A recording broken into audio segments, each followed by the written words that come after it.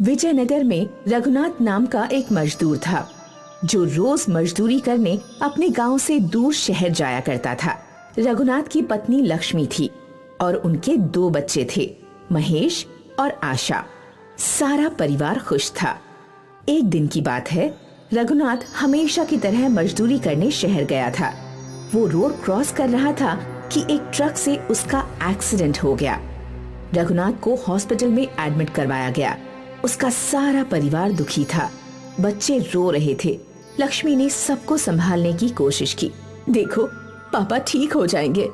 तुम दोनों ऐसे रोगे तो उन्हें अच्छा नहीं लगेगा। पापा कब ठीक होंगे? बोलो ना माँ। बहुत जल्द। तुम दोनों फिक्र मत करो, मैं सब कुछ ठीक कर दूंगी। कई दिन बीत गए। रघुनाथ की हालत बेहतर थी, पर वो अब भी चल फिर नहीं पा रहा था। एक दिन तभी नर्स लक्ष्मी के पास आई। आपको डॉक्टर साहब बुला रहे हैं। लक्ष्मी डॉक्टर के कैबिन में पहुंची। बहन जी, मैं आपको झूठी तसल्ली नहीं देना चाहता। आपके हस्बैंड के दोनों पैरों का ऑपरेशन करना पड़ेगा, तभी वो चल पाएंगे। पर आपकी परिस्थिति देखकर लगता नहीं कि आप इतना खर्चा उठा पाएंगी। कितना खर्चा होगा डॉक्टर साहब? लगभग 20 लाख। बाप रे! अगर उनका ऑपरेशन नहीं हुआ तो वो वापस चल नहीं पाएंगे। अब आप अपने हिसाब से देख लीजिए। अगर आप उनके ऑपरेशन के लिए पैसों का इंतजाम कर सकती हैं तो बहुत अच्छा होगा। जी डॉक्टर साहब, मैं कोशिश करती हूँ। लक्ष्मी सोच में डूब गई कि वो कैसे अपने पति का इलाज करवाएगी। वो बच्चों के साथ घर गई और अपने गहने देखने लगी।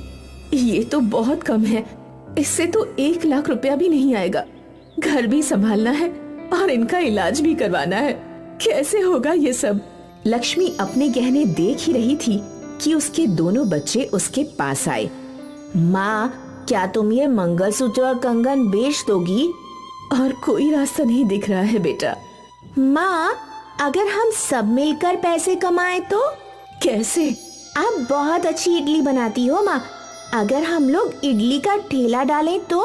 वो तो हम कर सकते हैं, पर क्या उससे इतने सारे पैसे इकट्ठा होंगे? 20 लाख? माँ, कोशिश तो करके देखते हैं। भगवान ने चाहा तो जल्द से जल्द पैसे जमा हो जाएंगे और पापा का इलाज भी हो जाएगा। बहुत बड़े हो गए हो तुम दोनों। चलो इडली के व्यवसाय की तैयारी करते हैं। लक्ष्मी और बच्चे घर में चीजें इकट्ठी करने लगे।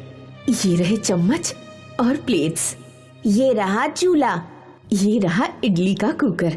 पर मुझे लगता है ये छोटा है। ठेले पर अगर ज्यादा लोग आ गए तो फटाफट इडली नहीं बन पाएगी। तो हमें क्या करना चाहिए माँ?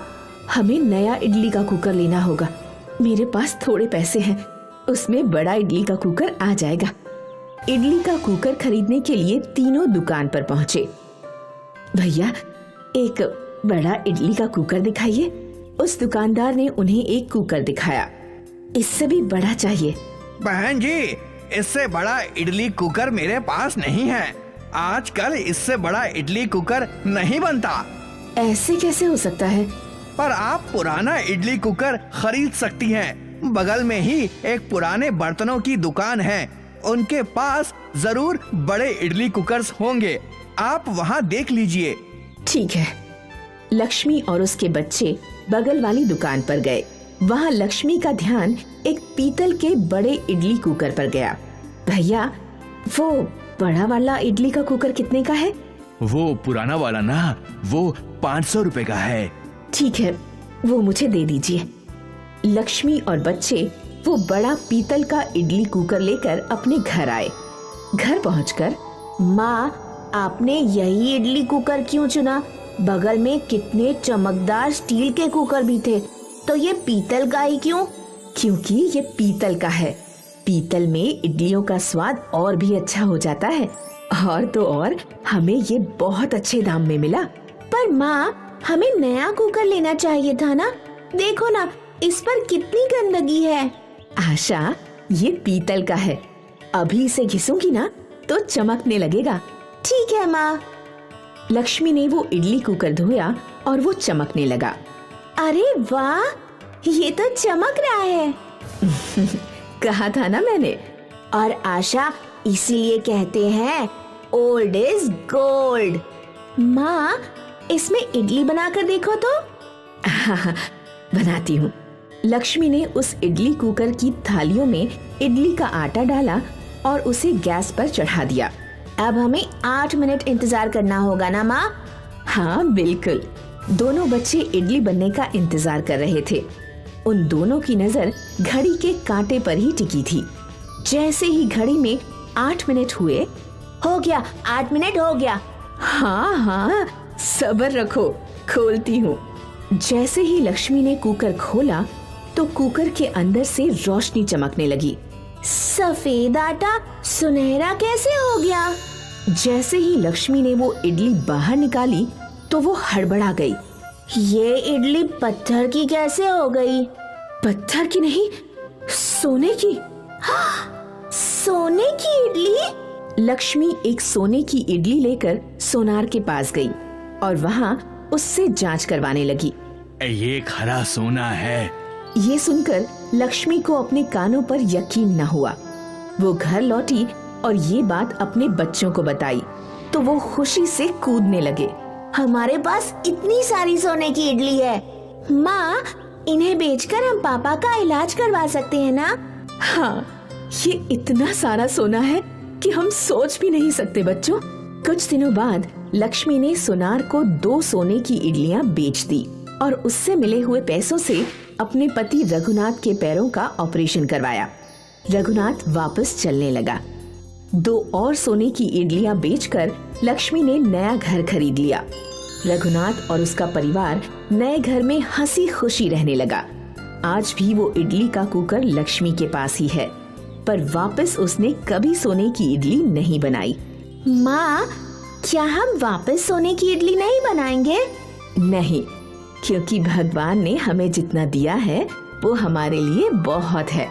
और वैसे भी आशा, माँ हमेशा बोलती है ना, लालच बुरी बला है।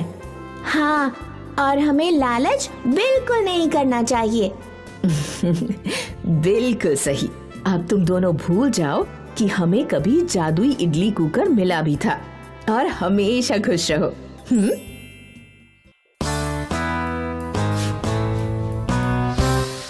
अम्मा नाम की एक मशहूर डोसे वाली थी। अम्मा की दुकान गांव के बीचों बीच थी। सुबह की पहली किरण के साथ अम्मा अपनी दुकान खोल दिया करती थी और ग्राहकों का वहाँ हमेशा तांता लगा रहता था।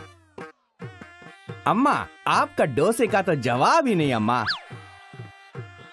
ना जाने कैसे इतना स्वादिष्ट डोसा बना लेती हैं आप। अपने ग्राहकों से अपने डोसे की तारीफ सुनकर नागम्मा बहुत ही खुश हो जाया करती थीं। अम्मा के ज्यादातर ग्राहक सुबह सुबह नाश्ते में डोसा खाना पसंद करते थे। अरे अम्मा जी, एक स्पेशल मैसूर मसाला डोसा। बैठो बैठो, अभी देती है। अम्मा अपने सभी ग्राहकों को अच्छे से बिठाया करती थी और उनके साथ बातें भी किया करती थी। समय बीता और समय के साथ अम्मा की दुकान भी बड़ी होने लगी। अब अम्मा ने अपनी सहायता के लिए 2 और औरतों को भी काम पर रख लिया था। अब अम्मा गल्ले पर बैठकर पैसे लिया करती थीं और ग्राहकों से बातें किया करती थीं। अम्मा के सहायकों में एक वीणा थी। वीणा की नजर हमेशा अम्मा के पैसों पर थी। यहाँ हम दोनों हमेशा काम करते रहते हैं और वहाँ अम्मा को देखो, सिर्फ पैसे बटोरती रहती है। और हमें क्या मिलता है? हमें अपनी तनख्वाह मिलती है। उसमें भला कुछ होता है क्या? वहाँ देख, अम्मा के पास कितने सारे पैसे हैं। वो उनकी कमाई है। आखिर सालों से उन्होंने इतनी मेहनत की है, तब जाकर ये दुकान इतनी बड़ी हुई है। वही तो मैं तुझे बोल रही हूँ, हमें भी अपनी दुकान डालकर मेहनत करनी चाहिए। ना रे बाबा ना, ये सब मुझसे नहीं होगा। मेरे लिए तो ये तनख्वाह ही काफी है। वीणा ने बहुत समझाने की कोशिश की, लेकिन लक्ष्मी ने उसकी बात ना मानी। वीणा कई दिनों तक अपनी दुकान डालने की सोचती रही और आखिर एक दिन वीणा ने अपने डोसे की दुकान खोल ही ली। अम्मा का डोसा 10 रुपए था तो वीणा ने 8 रुपए में डोसा बेचना शुरू किया। धीरे धीरे सारे ग्राहकों की भीड़ वीना के डोसे की दुकान की ओर बढ़ने लगी। ये देख वीना बहुत खुश थी, लेकिन जल्द ही उसमें घमंड आ गया। अम्मा बहुत ही निर्मल थीं और वो अपने ग्राहकों से बहुत ही नम्रता से बात करती थी, लेकिन वीना अब उसका घमंड बढ़ गया था। दीदी, एक मसाला डोसा दे दो। हाँ दे रही हूँ, लेकिन 10 मिनट इंतजार करना पड़ेगा। ठीक है दीदी। वो अक्सर ग्राहकों को बेफिजूल इंतजार करवाती थी। ये लो तुम्हारा मसाला डोसा। दीदी, मुझे वो हरी चटनी दे दो। अरे डाली है ना हरी चटनी, कितना वो डालूं? वीना अक्सर ग्राहकों से छोटी बड़ी बात पर बहस करने लग जाती। कुछ समय बाद वीना का घमंड इतना बढ़ा कि उसने सोचा कि वो चाहे कुछ भी कर ले, तब भी ग्राहक उसी के पास आएंगे। क्योंकि मेरा दाम कम है, इसीलिए सारे ग्राहक मेरी ही दुकान पर आएंगे। रोज रोज सुबह 6 बजे दुकान खोलकर मैं थक गई हूँ। एक काम करती हूँ, कल से 7:30 बजे खोलूंगी। अगर ग्राहकों को इंतजार करना पड़े तो मुझे क्या, मेरी तो नींद अच्छे से पूरी होगी। और अगली सुबह रोज की तरह अम्मा की दुकान खुल गई, लेकिन वीना की दुकान बंद थी। ये देख सारे ग्राहक अम्मा की दुकान पर चले गए। ग्राहकों का तांता देखकर अम्मा ने युक्ति लगाई और अपने डोसे का दाम भी 8 रुपया कर दिया। 7:30 बजे वीना ने अपनी दुकान खोली, लेकिन अब जब ग्राहक वहाँ पहुँचे तो दोनों दुकानों पर एक ही दाम देखकर अरे वाह, अम्मा ने भी दाम घटा दिया। बड़े दिन हो गए अम्मा का डोसा खाए हुए। और फिर पूरा दिन ग्राहकों का तांता अम्मा की दुकान में ही था और यहाँ वीना की दुकान में इक्का दुक्का ग्राहक आ रहे थे। वीना मन ही मन जल रही थी और इस वजह से वो ग्राहकों पर चिल्ला बैठी। नहीं चाहिए तुम्हारा डोसा, तुम ही खाओ। सारे ग्राहक अम्मा की दुकान पर चले गए। आज अम्मा बहुत खुश थी, क्योंकि एक बार फिर उनका व्यापार अच्छे से चल रहा था। लेकिन वीना जलन के मारे अम्मा को कोस रही थी। बच्चों, इस कहानी में अम्मा ने कुछ भी नहीं किया, लेकिन वीना के घमंड ने उसका अच्छा खासा व्यापार खराब कर दिया। अगर वो पहले ही लोगों से अच्छे से बर्ताव करती और घमंड ना करती, तो आज उसका भी व्यापार अच्छा चल रहा होता। इसीलिए कहते हैं कि घमंड इंसान को ले डूबता है।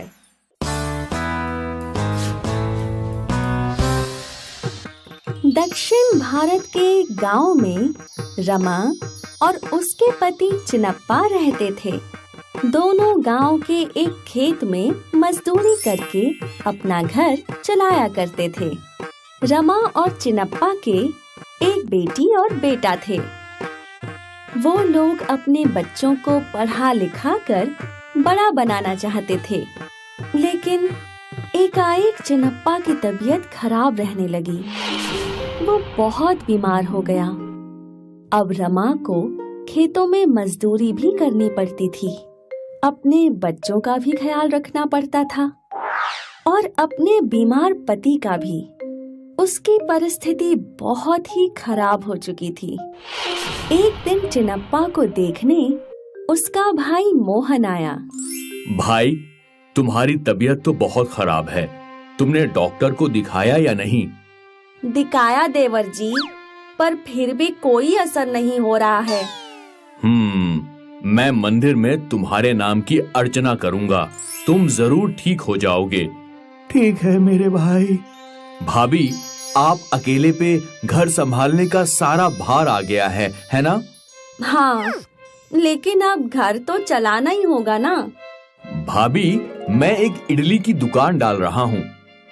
क्या आप वहाँ इडली बनाना चाहेंगी, जिससे आपको अधिक पैसे भी मिल जाएंगे और आपकी आर्थिक परिस्थिति भी सुधर जाएगी।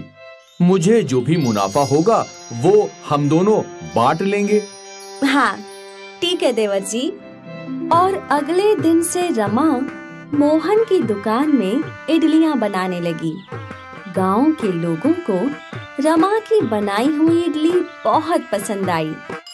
देखते ही देखते रमा की बनाई हुई इडलियां मशहूर हो गईं। दुकान में रोज लोगों की भीड़ लगने लगी। दोनों रमा और मोहन खुश थे क्योंकि दोनों का मुनाफा बढ़ता जा रहा था। कमाए हुए मुनाफे से रमा ने चिनप्पा का अच्छा इलाज करवाया और कुछ ही दिनों में चिनप्पा फिर से चलने फिरने लगा। अब 2 महीने बीत गए और रमा और मोहन की दुकान में ग्राहकों की भीड़ लगी रहती थी। और आज रमा सोचने लगी, ये इतनी सारी भीड़ सिर्फ मेरी इडलियों की वजह से है, तो मेरे मुनाफे पे ज्यादा हक हुआ। मोहन तो सिर्फ सामान लेकर देता है और ग्राहकों को इडलियां बांध के देता है, तो उसे बराबर का मुनाफा बिल्कुल नहीं मिलना चाहिए। शाम के समय जब दोनों मुनाफा बांट रहे थे तो देवर जी, सारी इडलियां मैं ही बनाती हूँ। अगर मेरी इडलियां इतनी स्वादिष्ट ना होती तो आपको इतना मुनाफा नहीं होता। वो तो है भाभी, आपकी इडलियां वाकई में बहुत अच्छी हैं। तो इस वजह से मेरा मुनाफे पे हक ज्यादा होना चाहिए। लेकिन भाभी, ये गलत है। मैं भी दिन भर मेहनत करता हूँ, तब जाके हम इतना कमाते हैं। मतलब हम दोनों ही बराबर मेहनत करते हैं, इसीलिए मुनाफे पे हम दोनों का बराबर का हक हुआ। नहीं देवर जी, अब आप गलत बोल रहे हैं।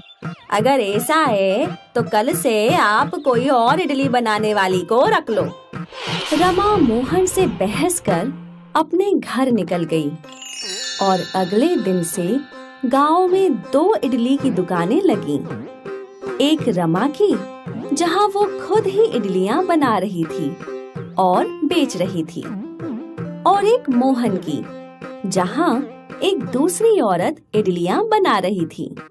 रमा की नई दुकान देख सारे गांव वाले उसकी दुकान की ओर चले गए, लेकिन रमा अकेली थी। वो इतने ज्यादा लोगों को अकेले संभाल नहीं पा रही थी। आखिर थक कर सारे गांव वाले मोहन की दुकान पर लौटे, जहां मोहन हमेशा की तरह सभी ग्राहकों को अच्छे से इडलियां देता रहा। ये सिलसिला रोज चलता रहा और देखते ही देखते गांव वाले मोहन की इडली की दुकान में ही इडली लेने जाया करते थे। अब रमा अकेले अपनी दुकान पर खड़े रहकर पछता रही थी। ये मैंने क्या कर दिया? मुझे लगा था इडलियां बनाना ही सब कुछ था, लेकिन नहीं, मोहन का ग्राहकों को संभालना भी बहुत जरूरी था। कम से कम जब मैं मोहन के साथ थी, मुझे अच्छे पैसे तो मिलते थे, लेकिन अब मेरी इडलियों को कोई पूछता भी नहीं। रमा को अपनी इडलियों पर घमंड था, जो अब टूट चुका था। इसलिए कहते हैं कि घमंड कांच की तरह होता है, जो जरूर टूटता है। मुकेश एक गरीब घर का लड़का था। वो अपनी बीवी पूनम और बेटे चीकू के साथ रहता था। वो मिट्टी के बर्तन बनाया करता था। ये मिट्टी के बर्तन बनाने का क्या फायदा जब कोई खरीदता ही नहीं। चलो आकर खाना खा लो, बहुत देर हो गई है इस मिट्टी से खेलते हुए। अरे अगर इस मिट्टी से नहीं खेलूंगा तो पेट कैसे भरेगा? थोड़े से बर्तन रह गए हैं, उन्हें बनाने दो। पिताजी, मुझे भी मिट्टी के बर्तन बनाना सिखा दो। अभी तुम बहुत छोटे हो बेटा, जब बड़े हो जाओगे तो तुम्हें भी मिट्टी के बर्तन बनाना सिखाऊंगा। रहने दो, तुमने मिट्टी के बर्तन बनाकर क्या पा लिया जो तुम्हारा बेटा पाएगा? इसे तो मैं पढ़ा लिखा कर बड़ा आदमी बनाऊंगी। अरे पर हमारी खानदानी परंपरा यही है, इसे अपनी परंपरा का ज्ञान तो होना चाहिए ना। क्या जरूरत है ऐसी परंपरा को याद रखने की जिससे कोई फायदा ही ना हो। आए दिन पूनम मुकेश को इस काम के लिए सुनाती रहती थी, परंतु मुकेश ये काम छोड़ने के लिए तैयार ही नहीं था। एक दिन पूनम ने मुकेश से कहा, यही कुछ दूरी पर जाकर एक कॉलेज खुल रहा है, वहाँ पर कोई दुकान नहीं है, मेरा विचार है कि क्यों ना हम वहाँ पर एक चाय की दुकान खोल लें। इन मिट्टी के बर्तन बनाने से तुम्हें कोई फायदा तो होता नहीं है। बेकार में अपना समय बर्बाद करते हो और घर का खर्चा चलाने के लिए पैसे चाहिए, मिट्टी नहीं। तुम बिना बात के मेरे बनाए बर्तनों को क्यों कोसती रहती हो? एक दिन देखना ये बर्तन ही काम आएंगे। मुझे ये बेकार की बातें नहीं सुननी। मेरे भाई ने कुछ पैसे दिए हैं, मैं चाहती हूँ कि तुम उन पैसों से कॉलेज के बाहर चाय की दुकान लगा लो। वहाँ के लड़के लड़कियाँ चाय पीने जरूर आएंगे। तुम्हें कुछ गलतफहमी हुई है। कॉलेज बनने से पहले ही वहाँ पर बहुत सी दुकानें खड़ी हो गई हैं। भला मेरी दुकान क्यों चलेगी वहाँ पर? पर पूनम नहीं मानती और वो मुकेश को पैसे थमा देती है और उसे बाजार से सामान लेने के लिए भेज देती है। मुकेश पूनम के आगे हार जाता है और चाय का सामान लेकर कॉलेज के बाहर एक दुकान लगा देता है। भाग्यवान, मैंने कहा था ना कि यहाँ पर बहुत सी दुकानें हैं। मेरी चाय कोई नहीं पिएगा। आज बस 20 ही चाय बिकी है। बस 20 चाय बिकी है। इस तरह से तो काम नहीं चलेगा। इससे तो जो खर्चा है वो भी पूरा नहीं होगा। चीनी इतनी महंगी हो गई है और पत्ती का तो कोई जवाब ही नहीं है। अरे वहाँ पर इतने सारे लोग चाय बनाकर बेचते हैं, कुछ तो कॉलेज के अंदर भी लेकर जाते हैं। अब लोगों के ऊपर निर्भर करता है कि वो किस तरह की चाय पीना चाहते हैं और किससे पीना चाहते हैं। मेरी चाय बिकती ही नहीं है, पर तुम्हें तो मुझे चाय की दुकान पर ही बिठाना है। मैं अच्छा भला बर्तन बनाने का काम कर रहा था, पर तुम्हें वो रास नहीं आया। पापा, आप आ गए। आपने मुझे पिछले हफ्ते वादा किया था कि मुझे बर्तन बनाना सिखाएंगे, पर आपने सिखाया ही नहीं। रुक, अभी सिखाता हूँ। मुकेश चीकू को चाक चलाना सिखाता है। वो अपने नन्हे नन्हे हाथों से बर्तन बनाने की कोशिश करता है। वो उसे सिखाकर अगले दिन अपनी दुकान पर चला जाता है। जब वो चाय की दुकान पर अपने ग्राहकों का इंतजार कर रहा था, तभी चीकू दौड़ा दौड़ा वहाँ पर आता है। पापा, देखो मैंने क्या बनाया है। अरे ये तो इडली जैसा कप बन गया। मैंने तुझे इतना अच्छा कप बनाना सिखाया था, पर तू ये क्या बना लाया? पापा, मुझसे ऐसा ही कप बना है। कोई बात नहीं बेटा, अगली बार फिर कोशिश करना तो अच्छा कप बनेगा और एक दिन तुम अच्छे बर्तन बनाना सीख जाओगे। छोटी चीज से ही शुरुआत करनी चाहिए बेटा। चीकू वो इडली के आकार वाला कप वहीं पर रख कर चला जाता है।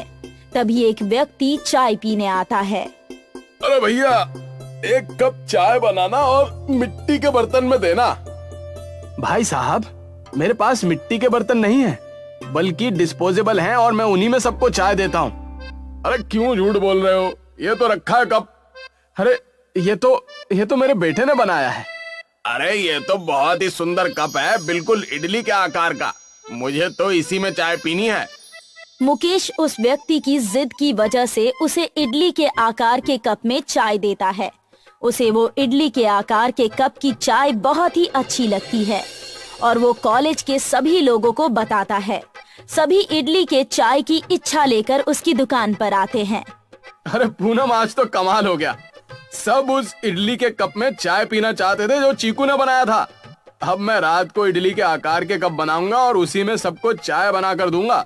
इससे मेरा व्यापार और भी ज्यादा चलेगा। अरे वाह, इडली वाली चाय, ये तो अलग ही स्वाद आएगा। चीकू, तुमने तो कमाल कर दिया भाई, इडली वाले आकार के चाय के कप बनाकर। बेटा किसका है? मैंने कहा था ना, हमारा बेटा एक दिन बहुत बड़ा आदमी बनेगा। देखो, उसने तुम्हारे चाय के व्यापार में कितनी मदद की है। सब उस कप को इडली समझकर उसमें चाय पीते हैं। एक अलग ही मजा आता है उस चाय को पीने में। हमें भी तो पिलाओ इडली वाली चाय। पूनम जैसे ही उस इडली के कप वाली चाय पीती है तो उसका स्वाद उसको अलग ही लगता है और वो बहुत खुश होकर कहती है, तुम तो वैसे ही इतनी अच्छी चाय बनाते हो और ऊपर से जब ये इडली के कप में चाय डलती है तो इसका स्वाद और बढ़ जाता है। अरे अब ये इडली चाय है तो उसका स्वाद तो उम्दा होगा ही ना। इसमें एक इडली की अलग ही महक आती है और इसको पीकर ऐसा लगता है जैसे आप इसके साथ इडली खा रहे हैं। बिल्कुल सही कहा आपने। वहाँ कॉलेज में ज्यादातर साउथ के लोग रहते हैं, इसलिए वो इस इडली वाली चाय को ज्यादा पसंद करते हैं। अब मुकेश इडली चाय वाले के नाम से प्रसिद्ध हो गया था। अब हर कोई उसकी इडली चाय पीना चाहता था, क्योंकि उसकी इडली चाय में अलग ही स्वाद आता था। अरे भाई, तुम्हारी ये इडली चाय तो बहुत ही स्वादिष्ट है। इसमें एक अलग ही मजा है। मेरे यहाँ पर एक रेस्टोरेंट है, क्या तुम उसमें चाय बनाना पसंद करोगे? पर मैं चिंता ना करो, जितना भी लाभ होगा वो सारा तुम्हारा होगा। बस तुम मेरे रेस्टोरेंट में चाय बनाने का काम कर लो। इस इडली चाय को मेरे रेस्टोरेंट में रख कर बेचो। नहीं साहब, मैं ये इडली चाय लोगों को खुश करने के लिए बेचता हूँ, अपने फायदे के लिए नहीं। जब इस चाय को पीकर लोगों के चेहरे पर खुशी आती है तो वो मेरे लिए लाभ से लाख गुना अच्छी है। आपके रेस्टोरेंट में कोई गरीब नहीं आ जा सकता, पर मेरी चाय की दुकान पर हर तरह के लोग आते हैं। मैं ये इडली चाय हर किसी के लिए बनाता हूँ, सिर्फ अमीरों के लिए नहीं। मुझे तुम्हारे विचार सुनकर बहुत खुशी हुई बेटा। मैं तो सिर्फ तुम्हारे मन के विचार जानना चाहता था कि इडली चाय को बनाने के बाद तुम्हारे मन में कहीं घमंड तो नहीं आ गया। पर तुम सच्चे और ईमानदार व्यक्ति हो। मैं भगवान से प्रार्थना करता हूँ कि तुम्हारी ये इडली चाय का व्यापार यूं ही चलता रहे और तुम्हें लोगों की यूं ही दुआएं मिलती रहे। मुकेश अब लोगों की इसी तरह सेवा करता रहता है। वो अपने छोटे से ही स्टॉल पर इडली चाय बनाकर बेचता है, जो कि लोगों को बहुत पसंद आती है और सब उसे इडली चाय वाले काका के नाम से प्रसिद्ध कर देते हैं। अब उसकी न्यूज यूट्यूब और न्यूज चैनल में भी आने लगी थी। सब उसकी इडली चाय पीने के लिए दूर दूर से आते थे। अब वो मुकेश चाय वाला नहीं, बल्कि इडली चाय वाला बन चुका था।